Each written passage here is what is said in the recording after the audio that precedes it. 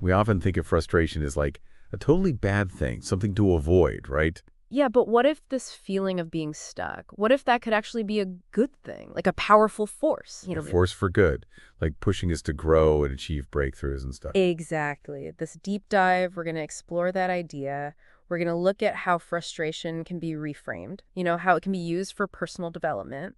I like it. Reframing frustration. It's kind of like turning lemons into lemonade, right? Sort of, yeah. It's about recognizing the potential within those moments of tension, those times when things aren't going smoothly. So, like, why do we typically see frustration as so negative?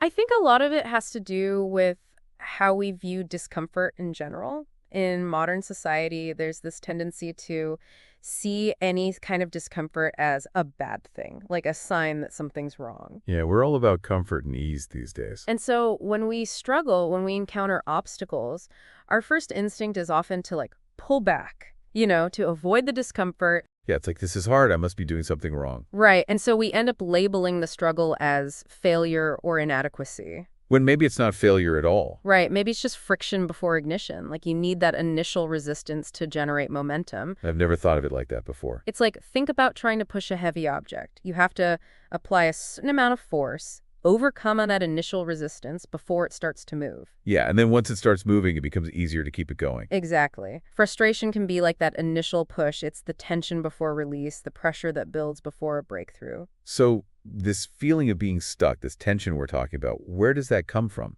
It comes from the gap between where you are now and where you want to be. Oh, I see. Like the difference between your current reality and your desired outcome. Precisely. And that gap, that disparity, it creates energy, and that energy can be channeled into action. So instead of trying to avoid the frustration, we should try to harness that energy. Exactly. It's about leaning into the frustration, recognizing that it's not the enemy.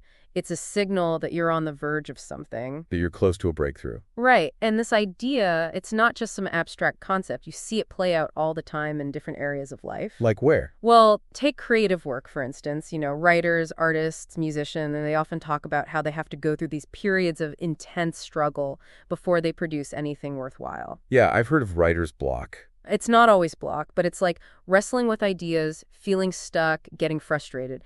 And it's often right on the other side of that frustration that the real breakthroughs happen. So it's not about avoiding the struggle, it's about pushing through it. Right. It's like the point of maximum resistance is often right before the point of maximum progress. It's like that saying, no pain, no gain. Sort of, yeah. But it's not just about pain. It's about recognizing that discomfort is often a necessary part of growth. Yeah, and I guess that makes sense. If you're not challenging yourself, you're not really growing. Exactly. And so when you feel that frustration, that overwhelm, it can actually be a sign that you're on the right track. That you're pushing your boundaries. Right. It's evidence that you're in unfamiliar territory, which is where the real growth happens. This is blowing my mind. I've always seen frustration as a sign that I should give up, but now I'm starting to see it as a sign that I should keep going. And it's not just about personal growth. It's about achieving mastery in whatever you're pursuing. So how does frustration lead to mastery? Let's take creative genius, for example. Imagine a painter or a sculptor working on a piece.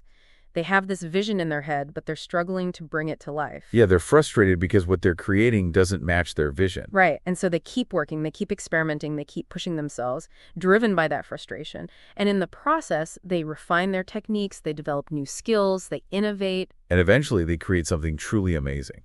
Exactly. And it's not just art. Look at entrepreneurship. Most successful entrepreneurs will tell you that they've experienced tons of setbacks and failures along the way. Like failed product launches, funding rejections, things like that. Right. And it's that frustration, that feeling of this isn't working, that drives them to pivot, to adapt, to come up with new solutions. So it's not about avoiding failure. It's about using failure as a springboard for success. Precisely. The people who succeed are often the ones who are able to harness that frustration, to channel it into action. And it's not just in the creative and business worlds, right? This applies to personal growth, too. Absolutely. Think about spiritual growth. Those times when you feel lost, disconnected, like you're searching for something but you can't quite find it. Yeah, I've been there. Those can be incredibly frustrating times. But they can also be times of profound growth. It's in those moments of searching, of questioning, of feeling lost, that we often discover new depths within ourselves. So even in the realm of spirituality, frustration can be a catalyst for transformation. It's like the frustration forces you to dig deeper, to look inward, to confront difficult questions. And in the process, you develop a stronger sense of self, a deeper understanding of your place in the world. So how do we actually reframe frustration? How do we change our mindset about it? It starts with changing your internal dialogue. Instead of saying, I'm frustrated, I must be doing something wrong, try saying, I'm frustrated, I must be close to something right. I'm on the right track, I just need to keep pushing. Exactly. It's about recognizing that the energy of frustration is a powerful force, and it's up to you to decide how you're going to use it. So instead of letting frustration derail us, we can learn to use it as fuel. Exactly. And that's the key takeaway here. Frustration, when understood and channeled correctly, can be an incredibly powerful tool for growth and achievement. So, for all our listeners out there, the next time you feel that familiar pang of frustration, take a moment to pause. Remember this conversation. Remember that frustration is not the enemy. It's a sign that you're on the verge of something. Don't shy away from it. Embrace it. Lean into the discomfort and see where it takes you. You might be surprised at what you discover. And that wraps up another deep dive. Until next time, keep pushing, keep growing, and keep embracing the fire of frustration. Thank you for tuning in to this episode of the Deep Thoughts Podcast. I hope you found insights and inspiration to take with you on your journey of self-growth. If you enjoyed the show, be sure to hit the subscribe button so you never miss an episode. And don't forget to follow us on social media to stay updated on new releases and exclusive content. See you next time, where we'll continue to help you grow and explore your full potential.